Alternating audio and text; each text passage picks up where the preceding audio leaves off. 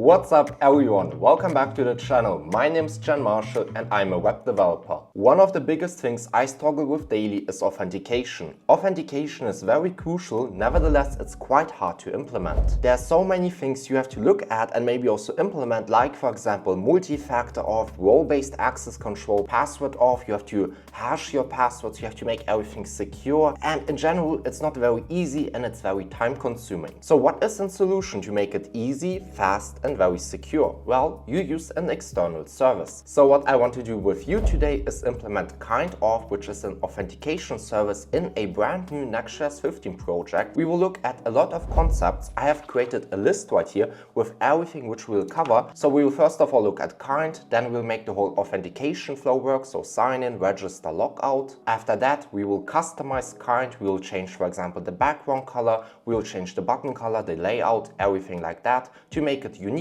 and look very nice. After that, we will use middleware to protect our private routes, and we'll also look at how to sync your Kinde users, so the users which are in the Kinde database, with your own database, for example your Postgres database. And then at the end we will look at server actions, first of all how to secure them, because at the end of the day they are public endpoints, and we'll also look at role-based access control, so roles and permissions, how to implement them and how to give certain users certain permissions, for example to delete messages. All of this will be covered in this video. Thank you Kinde for making all of this possible, and I think it's now time to get started. If you enjoyed this video, I would highly appreciate if you would like and subscribe. It would mean a lot to me, and for you it's only one click of a button. And now, with all of this out of the way, I think it's now time to get started. So let's go. Alright everyone, we are now at my screen, in my screen, on my screen, or at least you should now see my screen. So I'm currently in my terminal, and what I want you to do right now is head over to my YouTube description. There I will have a GitHub link, and what I want you to do is just to git clone the repo, because this will already have a project which is set up with Next.js 15, shared scene UI and Prisma and everything like that. So inside of the terminal, let me just do git clone, I will paste the URL and I will click on enter. You will have a different URL because this is currently a private repo. Nevertheless, just head over to the GitHub repo, do a git clone and paste it in your terminal. And as you now see, this git clone was successful, so let me head over to VS Code. So as you see, I'm now in VS Code and now I have my project right here open. So let me first of all show you the repo. Let me show you how the project looks like. So first of all, in the package.json, let's first of all see what I've installed. So we have first of all Prisma client, because later on we'll have a bit of mutations. I want to show you how to secure a endpoint, and for that I've installed Prisma, which is an ORM. Then I have right here in Radix UI dependency, this is for shared scene UI, then a few other dependencies for shared scene UI, and then you see right here Next.js has a version of 15. So in this project I will show you how authentication works with Next.js 15, which is currently in a release candidate state. Then we also use React 19 and then also a few other dev dependencies. But this right here is a quite slim project, if you can call it like that. We don't have a lot of dependencies, but we don't need that because I want to show you how authentication works in Next.js 15. If we look in the app folder, which is very important, you'll see that I have created a few routes. Let's first of all look in the page.tsx. You see this is a very simple page, and as you also see, we currently get an error. Why do we get an error? Well, that's because we cloned the GitHub repo and now we have to install all of the dependencies. So let me open my terminal right here, and then inside of the terminal I have to do an npm I to install all of the dependencies. So let me click on enter, and now you see we get an error. Why do we get an error? Well, it tells us that right here, for example, Lucid React has as a peer dependency React 19, but we use React 19 release candidate or canary, whatever you want to call it. So what we have to do is right here in -- legacy peer dependencies. It's safe to do so, everything works. It's just that currently we use React 19 release candidate, and they right here use React 19 stable, which is not released. So everything still works, there are no problems. So what we have to do again is an npm I and then a -- legacy peer dependencies. So let me just copy it, paste it, and let me click on enter. Now you see we don't have any errors, everything is being installed, and that's exactly what we want. Alright, everything has been installed, so the error is also gone, and now let's again look at our index page. As already said, this is a very simple styling. All we have is just a section which centers everything in the middle. We have an h1 as in title, a little p tag, and then I have a div which houses two buttons, and this is a sign-in button and a register button. If we continue in the code base, the layout file is completely standard. I haven't changed that. The globals.css file is also completely default. I haven't changed anything. If we head over to the actions file, this is where I store two server actions. So one for to create a new message, and then also a server action to delete a message. We will later on change here a few things, so we'll use role-based access control, but for now this is very simple. So right here for the create message server action, we just create a mutation with Prisma, and then for the delete message server action, we just delete a message again with Prisma. Let's now continue. This is our actions file. In the lib file, I just store a db file. This is to initialize Prisma. Then we have a guestbook file, a guestbook route. This is where I render a guestbook form. So we just use again a div to house everything in the center. Then we have a card component. We right here have in form. And then right here at the top, I just fetch all of the guestbook entries, and then I render them right here. The next route which we have, or I guess the next folder, is the components folder. Right here I just have a submit button file. This is there to show a pending state, so nothing groundbreaking. So as you see, everything is very, very simple. I tried to make it as simple as it can be, but still that it looks somewhat nice. Nevertheless, you don't have to use this code. This is just, I guess, to show you how authentication works and how you can implement, for example, role-based access control, social auth, and everything like that. So now what we can do is start our dev server. So let me open my terminal, and then inside of here, it's quite simple. All we have to do is an npm run dev, and this will start our dev server on localhost 3000. All right, so as you now see, our dev server is running. We have our h1, we have an p tag, and then we have the two buttons at the bottom. Now, it is quite simple as you see. Again, if you look at the code, we just have an h1, p tag, and the two buttons. Now, if I currently click on a button, you see nothing happens. Is that what we want? No, that's not what we want. So it's now time to change that. And how do we change that? Well, we use Kind to make this whole authentication flow work. So what I want you to do right now is just head over to my YouTube description and click on the first link, and then you will get redirected to Kind so that we can get started with authentication. So if you clicked on the first link in the YouTube description, you should now be at the same website as I am. So this is the Kind website. And let me first of all tell you what Kind is. So Kind is a authentication service. Think of it like a competitor to Clerk and Auth0, and it makes authentication very, very easy. I use Kind for a lot of projects, probably already 15 projects in total, and it's very easy to implement, it's very easy to use, and it's very reliable. So if you look at the features, they offer everything that you need. So password auth, password list auth, enterprise single sign-on, so SSO, which is very important for a B2B context, machine-to-machine connections, connected apps, social auth, so for example GitHub OAuth or Google OAuth, Twitter OAuth, whatever you need, and of course multi-factor auth, which is very, very important, again, in a B2B context or just in general to secure your web application. And you know what is also very cool? Multi-factor auth is included in the free tier, which means we will include or we will implement multi-factor auth in this video. What's also very important is of course the pricing. Most of you are probably still starting with your business, your website, whatever, and in that sense price is very important. And there are good news. Kind offers a very, very generous free tier. You have unlimited applications. You can have 10,500 free monthly active users. That means your users have to use your application to count to this limit. And with the free tier, you get all of the features that Kind offers. You don't have to pay for multi-factor auth. Everything is included, and that's exactly what we want. Kind offers a lot of SDKs. Everything works beautifully. The docs are great. And if you want to learn more about Kind, then I would highly recommend you guys to watch my review which I made about Kind, where I said what I like, what I don't like, and everything like that. And now thank you Kind for making this video possible, and now let's get started. So as you already see, I'm already logged in. If you don't have an account, click right there on the top on start for free, but since I already have an account, I will now sign in. As you now see, I got redirected into the dashboard. This is already the dashboard for a specific project. If you have never used Kind, you should now have something like in default state. So what I'll do right here is click on top on business and then click on switch business, since I want to create a new project. As you now see, I got redirected to a route which says all businesses, or in other words, all projects. This is just the term that they use. I say projects. It does not make any difference. Use whatever you want. So these are all the projects which I created using Kind, and what I want to do now is create a new project. So let me right here on top click on Add Business. Then inside of here we have to give them business name. So let's just say Next.js Kind 15.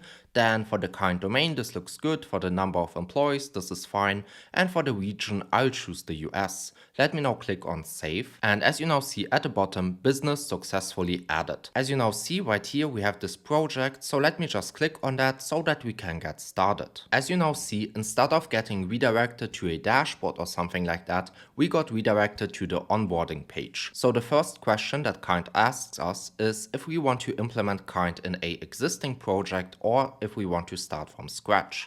We want to use Kind in our existing code base, so let me click on Next. Then for the tag, we want to use Next.js, so let me choose this SDK and let me click on Next. And now I have to tell Kind what methods I want to use to authenticate my users. So let's use email, let's use Google, and I guess let's use Facebook.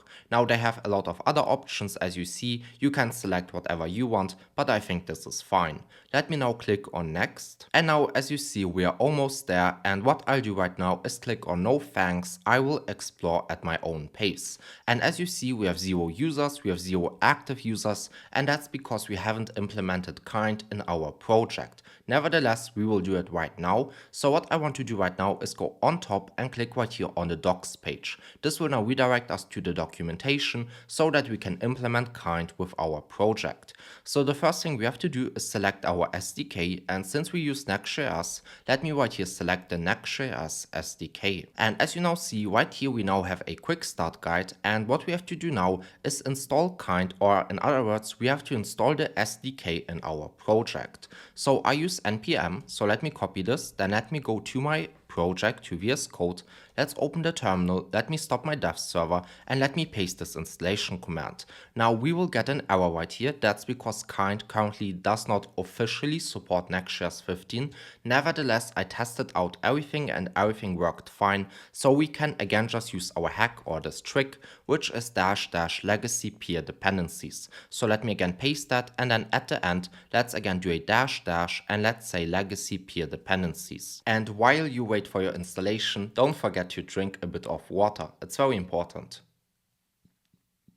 As you now see, our installation was successful, so I can again close my terminal. Let me go back to the website, so to the documentation, and the next step is to set callback URLs. So what you can do is go back to your dashboard. Right here you have your applications, and then let me click right here on View Details. Inside of here, if you scroll to the bottom, you now see we have an allowed callback URL and we have an allowed logout redirect URL. Now as you see, these fields are already propagated, which means we don't have to change anything.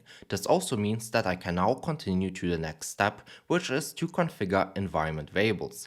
Now these are very important. This is what Kind needs, because right here we pass the client ID, the client secret, the issue URL, all the redirect URLs and everything like that. So what I'll do right now is copy all of these environment variables. Right here's the copy button. Then let's go back to the project. Let me open my Explorer, and then in the root directory, let me create a new .env file. Inside of here, we will store all of our environment variables, which we don't want to leak to the client because they will stay on the server side. So we have now pasted all of this, and now we have to propagate all of the fields, which means we have to propagate the client ID, client secret, issuer URL, site URL, and everything like that. So let me go back to the Kind dashboard, and then if you scroll a bit to the top, you now see we have a domain, we have a client ID, and we have a client secret. Let me first of all copy our client ID. Let's go back to VS Code, and let me paste it right here for our Kind client ID. Then let's go back, let me copy the client secret. Let's again go back to VS Code, and let me paste it for the client secret. Then the last thing which I need is the domain. Let's copy that, and let's paste it for the Kind issuer URL. Then, as you now see, we have a Kind site URL, a Kind post logout redirect URL, and a Kind post login redirect URL. Now, these values look fine, localhost 3000 is correct. The only thing I'll change is the kind post login redirect URL. I will change it to localhost 3000, so our index page. So since our environment variables are now propagated, let's now continue back to the documentation, and the next step is to set up a route handler. Now, a route handler is just a different word for an API route. This is the new Next.js 13 app router convention. It still works the same as an API route. It's now just called route handler. So what we have to do is again go back to our project. Let's open our Explorer. Let's go in the app folder. Inside of here, let's create a new folder, which will be the API folder. And then in the API folder, let's create an auth folder. Then in the auth folder, we have to now create a folder with these brackets and kind auth. So let me again create a new folder and paste it inside of here. In the kind auth folder, I have to create a new file, and this will be the route.ts file. Now it's very important that you name it route.ts, because that's how Next.js understands that this is a route handler and that it can expose it to the web. So now this looks good, and in the route.ts file, we have to now paste this code. So let me copy it right here and then paste it inside of our code base. Alright, so we have now initialized kind on the backend. So we have created the route handler and the environment variables and everything like that. And what we have to do now is somehow redirect the user to the kind login page. So how do we do that? Well, if you continue in the documentation and scroll a bit down, you now see that we can use components. So we can use a register link and a login link component to redirect the user to the page that the user needs. So either the login or the register page. So let's do that right now and let's implement that. So if you again go to our page.tsx, our index page, you see a sign in button and a register button. So what I'll do right now is first of all again open my terminal, I will clear everything and again restart my dev server with npm run dev, and then let me also do a hard refresh right here. And again, if you remember, if I click these buttons, nothing happens. So what we have to do now is again use these components and make everything work. So on top, what we have to do is first of all import the two components. So what I'll do is go to the documentation and just copy the import statement. Let me again go back to the page.tsx and then let me paste it right here. So I've now imported the register link and the login link component.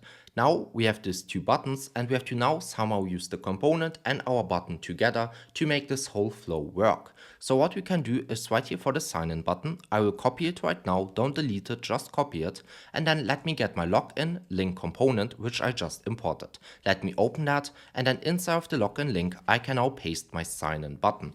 Let's do the same for the register button. So let me copy the register button and then let me get my register link. Let's again open that, and then inside of the register link let me again paste my button. If I now save that and again go back to my website, you now see if I hover over sign in, on the bottom left corner it redirects to /API/auth/login. The same is also for the register button, it just redirects to /register. So let's now test out if it works. I will now click on register, you see our favicon spins, and it should now redirect us to the kind page. Alright, and as you see we got redirected to the kind authentication page. So right here it tells us register, we can right here give our name, our last name, our email. So this is the passwordless authentication, and then on the bottom we can either log in with Facebook or Google. Also we can right here redirect to the sign-in page, that's if we already have an account, but since we don't have an account right now, what I'll do right here is click on create account and then let me continue with Google. Alright, as you now see, we got redirected back to our index page. That's because if you go back to our code and go to the .env file, you have right here in kind post login redirect URL, and you see it redirects us to the index page. If you now go to the kind dashboard, so let me right here click on home, you will now see that we have one total user, and that's of course me because I just authenticated. Now if I again go back to my project, I now have a problem. I still see two buttons. I still see the sign in and register button even though I have a valid session because I just authenticated. So what I want to do is show a logout button if I'm authenticated. How do I do that? Well, what I have to do is first of all fetch my session and then I can do internally. So above the return statement, we can do in constant, then let's destructure it, and then this will be equal to get kind server session. Now it's very important that you import get kind server session from kind-oss/kind of Next.js/server. If you import it from a different source, you will get a lot of errors. You don't want that, so please import it from the correct source. Let me now click on enter and let's invoke that. Then right here where I destructured, I can get my get user function, and now let me fetch my user. So let's do constant user, and then this will be equal to await get user. Let's now invoke that. Now we get an error. That's because I have to mark my function as async. So let's do an export default async function, and now this error is gone. So now we fetch our user, and now I can create a ternary. So our user session will be either valid or not valid. So let me right here copy this div. So the div which wraps our login link and register link, I will copy that, and then let me do my ternary. Let's say if there's a user, let's do question mark, let's return something, let's just say h1 logout. And if this is not true, if we don't have invalid session, let's use a colon and let's again return our div with the two buttons. If I now save that and again go back, you now see we have a logout text, and that's because I have invalid session. Now instead of rendering an h1, I want to render a button. So let me delete the h1 and let me again get right here my button component from our components. Let's say log out, and what I'll do is also wrap this button inside of our logout link component, which we import again from kind-oss kind of Next.js/components. So right here where we import the register link, login link, I want to now also get right here our logout link component. So let's import that, and now I can use it right here. So let me again get my logout link. Let's open that, and inside of here I can now paste my button with the logout text. Let's also give the logout link a class name of margin top 10, and now this should look good. If I again go back, you see we have the logout button, and this looks very nice. If I hover on it, you see it redirects to /API/off/logout. Let me now click on that. We now see that the fav icon spins, and I should again get redirected to the index page. And now you see I again have the sign in and register button because I don't have invalid session. So what we have now done is set up the basic authentication flow so that the user can sign in, register, and also log out. But what I want to do now is customize the sign in page. So if I right now click on sign in, we will again get redirected to the kind page, and I think this page can look a bit better. So let me again head over to the kind dashboard. Then right here we can now click on design right here in the sidebar, and now this will redirect us to the design page in the dashboard.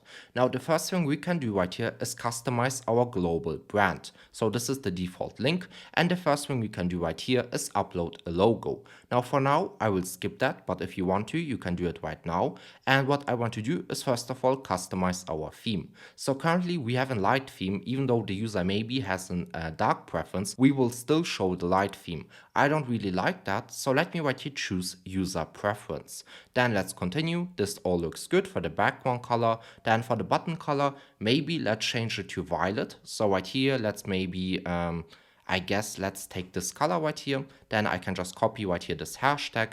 Let me also paste it right here. Let's continue. Let's also paste it for the links. And now instead of having a blue color, we should have a violet color. Let me click on save. And what I can do now is do a hard refresh on our sign-in page. And now everything should be updated. As you now see, I have in dark mode. That's because my user preference is dark mode. And you also see that our button color has changed from blue to this violet color. This looks very cool. So since our global brand now looks quite good, let me now also customize the sign-in page. So right here we have our pages, and I can now customize the sign-in page or sign-up page. Let me first of all customize the sign-in page. So let me click on edit, and inside of here I can change whatever I want. I can add a background image, I can change the layout, I can change the text, and what I want to do is actually change the layout. So currently our email block position is at the top, and I want to change it to the bottom. So if I change it, we will now have our social off on the top and the email block at the bottom. For the content, we can also change it. Instead of saying, hey friend, welcome back, we could say, hey, I guess customer, welcome back, and this also looks good. For the button text, continue is fine, I think, or we can just say sign in. Let's now click on save. And if I now save that and go back and do a hard refresh, you will now see that the social block is on top. And instead of saying hey user, we now say hey customer. And for the button, we say sign in. This looks already very, very nice in my opinion. And I would now say that we have customized kind to a quite good degree, and this looks quite good. What I want to do now is also continue with a bit of security. So what I want to do now is implement multi-factor auth. So let me again go back to the dashboard, and what I want to do is right here click on settings. So in the sidebar we have the settings, let me click on that. Then inside of here let me scroll in the sidebar to the bottom, and then you will see multi-factor auth. Let me click on that, and now inside of here you see that the default is no. That means that there's no multi-factor auth enabled. Now you can either make it yes or optional. That means it is either required or it is optional, and I want to make it optional. So let's select that, and then let me also choose the Authenticator app because this is the most secure one. Let's select that and let's click on save. As you now see, multi-factor auth has been successfully set up, and if I go back to my sign-in page and if I do a hard refresh, we can now test out if it works. So let me continue right here with Google to again sign in, and now instead of getting redirected back to the index page, we got redirected to a verify your identity page, so to add multi-factor authentication. And as you see, I can choose right here Authenticator app, so Google Authenticator or whatever you want to use. Now for simplicity reasons, I won't right here set this up. Nevertheless, if you want to, take your phone and just scan it, use Google Authenticator and test it out. It works beautifully and that's great. So what I'll do right now is just click on don't use multi-factor authentication. Nevertheless, you see that this works, and this is very cool that this is already included in the free tier and that you don't have to pay for it. And since we are now done with this simple authentication, I think we can now continue with our guestbook route. So in the URL, let's go to /guestbook. This is the guestbook route I talked about, and I want to now make it work. So currently you see we get an error. Why do we get an error? Well, this is currently in Prisma error. So the problem is that we haven't initialized Prisma, and to initialize Prisma, we have to add a database URL. So what I want you to do is to either go to Supabase or to go to Neon and just get a database URL and paste it right here. I think you all know how it works. I don't think I have to explain it. It's very simple. So what I'll do is just go to Supabase or Neon and just add it right here really quick. And as you now see, I've added my database URL right here, which means we can now make our connection work with our database. I just added Neon right here. So what I'll do right now is go to my schema file. So let's go to our schema.prisma file. Let me first of all show it to you. So we have a user model with an ID, email, first name, last name, and everything like that. And then we have a guestbook entry model where I'll store the message and then also the user which created the message. Very, very simple stuff. I don't think that you guys really need any explanation for this. This is very, very simple. Let me again close this. What I'll now do is open my terminal, and inside of here we have to now sync our database with our Prisma schema.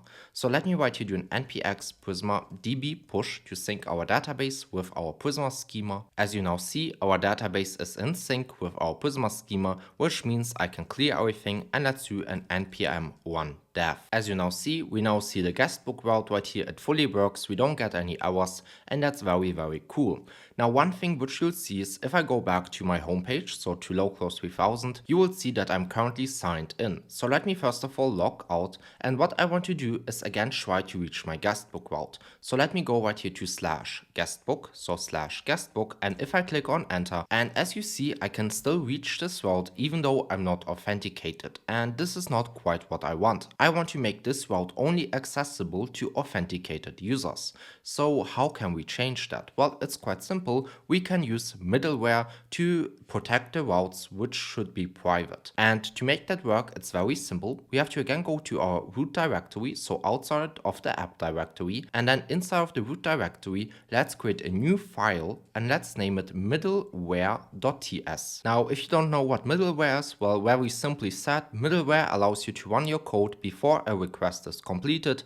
Then based on the incoming request, you can modify the response by rewriting, redirecting, modifying the request or response headers, or responding directly. So middleware always runs before your request, which means the user won't see this route if he's not authenticated. So now we have our middleware function or file right here, and now we have to write the middleware content. And now to do that, it's thankfully quite simple. What we have to do is write here a export, then let's do default, and then we'll get right here in with auth helper. Now you see it currently imports right here from kind-OSS kind of Next.js / server.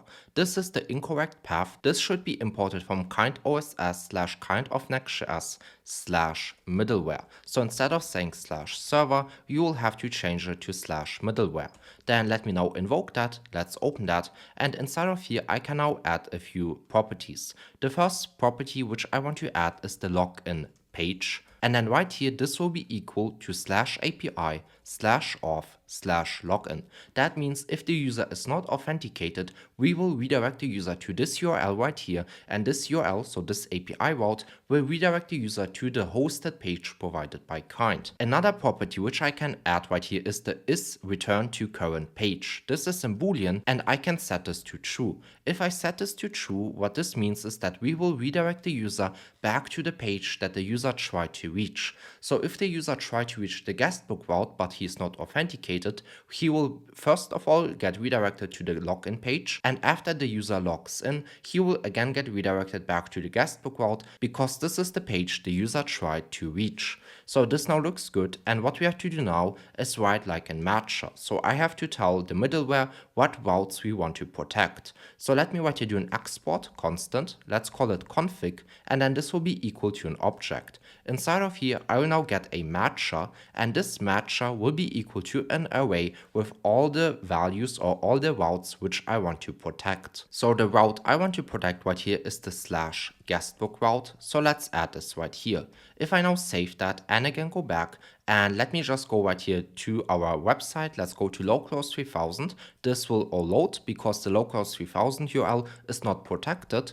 But if I now try to reach /guestbook, you will see that I will get redirected to the login page and not to the guestbook route. Again, that's because our middleware function runs before the request, which means that we first of all check if the user is authenticated, and if not, we will redirect the user to the login page, and that's exactly what happened. What I'll do now is continue with Google, so I will sign in with Google. And as you now see, instead of getting redirected back to the index page, we got redirected to our guestbook route. So again, this is our isReturnToCurrentPage Boolean, which redirects the user to the route which the user tried to reach. So as we now see, our middleware function is completely done. We now protect our route. And what I want to do now is somehow sync my user with my database. Because currently our user is being stored in the Kind database, which is great. Nevertheless, if I open my database, you will see 0 users. And this is not quite what I want. I want to sync my users with my database.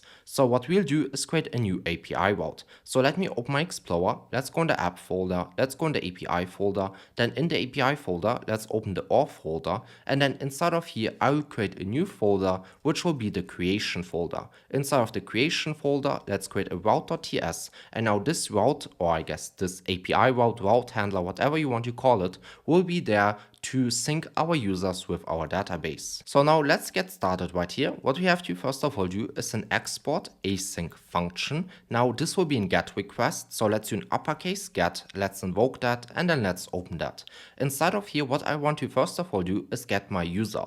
So let's do a constant, let's do structured, and this will be equal to get kind server session. As you already know, the import statement ends at the end with /server. Let's import that, let's invoke that, and right here where the structured get, let me get my user function. Then let me fetch my user. So let's do constant user, and this will be equal to await get user. Let's now invoke that, and now we can do an if check. So we'll say if there is no user, so exclamation mark, or the user is equal to null, or let's say again 2 vertical lines if there's no user ID. If either of this is true, let's open that, and let's right here just throw a new error, and we'll just say, I guess something went wrong. So if we have no user for some weird case, we will just throw an error. With this, we are just sure that everything worked as it should. The next thing which I want to do now is fetch my user from my database. So let's do let db user. This will be equal to await, and then let me right here get Prisma. This is imported from our lib folder, and let me do .user.find unique. I want to find in user where our ID matches. So let's do where statement, and let's say where the ID matches the user ID. So right now I just fetch a user from my database, and we'll get either a successful return message or a failed message. So if it was successful, we know, hey, the user is already synced with our database, and if not, we will know that our user is currently not synced with our database. And what we can do now is an if check. So underneath our let, so underneath our variable, let's do an if check, and we'll say if there's no db user, we do that with the exclamation mark, I will open that, and now let me reassign our db user. So let's say db user will be equal to await Prisma, then let's do .user, and let's do .create. Let's invoke that, and then let's open that. Inside of here, let me get my data property, and now I have to pass a few things. So first of all, the ID will be equal to our user ID, then we'll get our first name. This will be right here equal to our user.given name. Now you see we currently get an error. That's because the user given name could be not defined. So let's use nullish collision and say this will be an empty string if the given name is not defined. Then let's continue with our last name. This will be equal to the user.family name. If this is not defined, let's use nullish collision and again say empty string. Then let's continue right here with the email. This will be equal to our user.email. Then if this is not defined, let's use nullish collision and say empty string.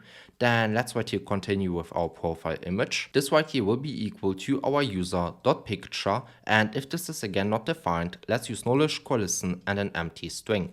And this should already be all. We don't have to propagate the created at timestamp. We don't have to propagate the guestbook. And now this looks beautifully. So again, what we did right here is fetch the user from kind. We check that the user is actually there so that we don't have an error. And then we just fetch the user from the database. And we checked, hey, if the user exists, then we can just continue. And if not, let me create a new user in my database. The last thing I want to do now is redirect the user back to our index page. So at the bottom, let's do right here in return, let's do next response. Next response is imported from next/server. Let's do .redirect, and I want to redirect the user back to our index page, which means localhost 3000. Let me paste it right here, and now this should already be all. What I have to do now is somehow make the connection between kind and this API route work, and this is again very simple. If you open your environment variable, you right here have the kind post login redirect URL. And what I want to say now is that the user should get redirected to our API route once he authenticates with kind. So I can do right here in /API/auth and then /creation. Again, this is because our route handler lives in the app folder, then in the API folder, then in the auth folder, and then in the creation folder. So /API/auth/creation. So this is now done, this looks beautiful, and now we can test out if it works. And since we have now changed our environment variables, what we have to do now is again restart our dev server. So let me again write to an npm run dev, and then let me go back to my website, and let me also do a hard refresh right here. And as you see, my website is again working, and what I want to do now is again log out, and then we again have to sign in. As you now see, I have now signed in with Google, and I again got redirected to my index page. And if I now go to Prisma Studio, I will now do a hard refresh. If you want to do the same, you can just open a second terminal tab and do npx Prisma Studio. And if I again go back, you now see we have one user in the database. We have an ID, we have an email, a first name, last name, profile image, and we have a created at timestamp. So we see syncing the user with the database worked beautifully. And now we're also done with that. And what we can do now is make our server action work and also protect our server action. So if you go to the guestbook page right here to our guestbook form, you see we are right here have a form with a input, a submit button, and then also an action. So if you go to our actions file, right here we have a server action, which is called create message. Let me first of all again go back to my website. Let's go to /guestbook, and then you again see our input right here, and then also our submit button. Now what I have to first of all do is somehow get my user user ID, because if I want to create a new guestbook entry, I have to pass the message and the user ID. How do I get the user ID? Well, I again get it through kind. So above our constant data array, Prisma, guestbook, blah, blah, blah, we just do in constant, read the structured, and this will be equal to get kind server session. Again, please import it from the correct path. So at the end, this should be /server. Let's import that, let's invoke that, and I write here where the structured, let me get my getUser function. So I have now my getUser function, let me now also fetch my user. So let's do constant user, and let's say this will be equal to await getUser, and let's invoke that. So now we have fetched our user, and now I can pass it right here for the user ID. So let me delete this imaginary string, and let's right here get my user.id. Now currently you see we have right here in question mark. Why do we have it? That's because our user could be not defined. So what we have to do now is protect our server action, because you have to think of the server action like an API route. That means that the server action is publicly available, which also means you have to protect it from malicious users. You want to only allow authenticated users to create messages. So what we'll do is above the constant data await Prisma, so above this mutation, we'll do an if check, and we'll say if there's no user, so if there's no authenticated user, for that you again use right here this exclamation mark, then we'll open that and we'll redirect the user to authenticate. So let's right here do an return redirect. Redirect is imported from Next.js/navigation. Let's invoke that, and then as in path, let's say /API/auth/login. With that, I now check that the user is always authenticated, and if the user is not authenticated, we will redirect the user to the login page, and he won't be able to make right here this mutation. I can also now delete this question mark, because our user will now be always signed in if he wants to do this mutation right here. If I now save that and again go back, we can now test out if it works. So let me do right here in message, let me click on submit, we have our loading state, and now we have the message right here as you see. So you see our mutation was successful, and that's exactly what we want. If the user would be not authenticated, we would get an error. Let me also show it to you. So if I go to my middleware function, and then right here in the middleware, let me just for the matcher just say /lol. Let's now save that. Let's again go back. Let me go to the index page since I want to log out. Let me right here click on log out. Then let me again go to /guestbook. Now our guestbook route is again accessible to everyone, and let me write a message. So I'll just write something, click on submit, and what you will see is that we'll get redirected to authenticate. That's again because the user is not authenticated, and we want to only allow authenticated users to create right here new guestbook entries. So let me again go back to my middleware. Let's again change that to /guestbook, and yeah, we can again go back. Let's go to localhost 3000, and let me again sign in. So I'm now again signed in. I'm again in my guestbook. I can again create messages. As you see, everything works beautifully. Everything is as it should be. And now you see right here we have this X button. This is to delete a message. If you go to our actions, we have a server action which is called delete message. Now currently this server action is publicly available. That means that I don't protect it at all. Everyone right here can just delete the message, and this is not what I want. I want to only allow the admin, so in that case myself, I only want to allow myself to delete guestbook entries. How do I do that? Well, it's quite simple. We will use role-based access control. This is a very great feature provided by Kind, and it's very cool that this is free to use and very easy to implement. So let me go to the Kind dashboard, and what I can do now is, for example, click on the settings. Inside of here, we now have something which is called user management, so in the sidebar, and then inside of here, let me click on permissions. And what I want to do inside of here is create a permission to delete a guestbook entry. So right here, they tell you permissions are how you define the specific tasks and actions that users can take. So I will create a permission, and then I can give it to any user I want. I will give it to myself, so only I myself will be able to delete the guestbook entry. So let me right here click on add permission. Inside of here, I have to now give it a name. I will just say delete message. Let's call it like that. I'll leave the description empty, and for the key, I will say delete and then colon, and then right here, let's say message. Let me now click on save. Really quick, my camera battery is now empty, so we'll continue without the camera. Alright, since I've now given my user right here the permission, I have to now also tell the user, so in other words myself, that I'm able to delete the message. For that, I have to add a role. So let me right here click on users. You will see we only have one user, that's me, or in other words, this will be you, yourself. Let me now click on this user, and then inside of here, I can now click on permissions, so in the sidebar, and then I can click on add roles. So I have to now add a role, and then for the role, I can give it the permissions that I want.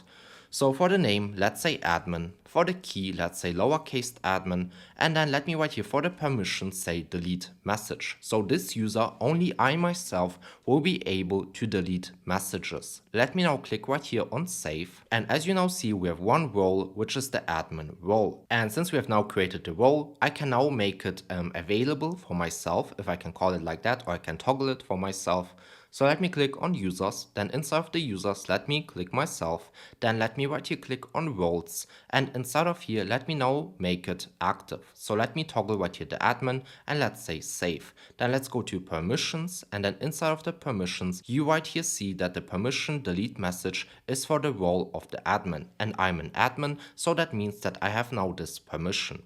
Let me now go back to our code, and what I want to do now is fetch the permission, see if it is valid, and if yes, this means that I can delete the message. So above our constant data, let me again do a constant, let's destructure it, and then this will be equal to get kind server session. This is already imported, let's invoke it, and instead of getting our get user function, I want to get our get permission function. Now not get permissions, but get permission. And now I have to fetch my permission. So let's do constant permission, and then this will be equal to await get permission.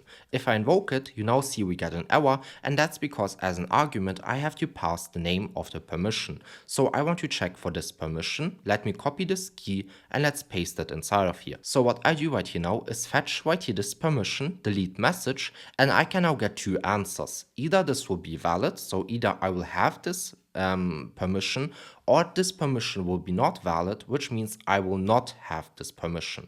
So what we can do now is wrap our constant data, so this mutation right here, in a if check. So let's say if there is right here a permission, and if this is dot granted, so if this permission is granted to me, then we can open this right here, and then I can paste my mutation. And if this is not true, let's do an else statement, and let's just do a return redirect, and let's redirect the user to /API/auth/login.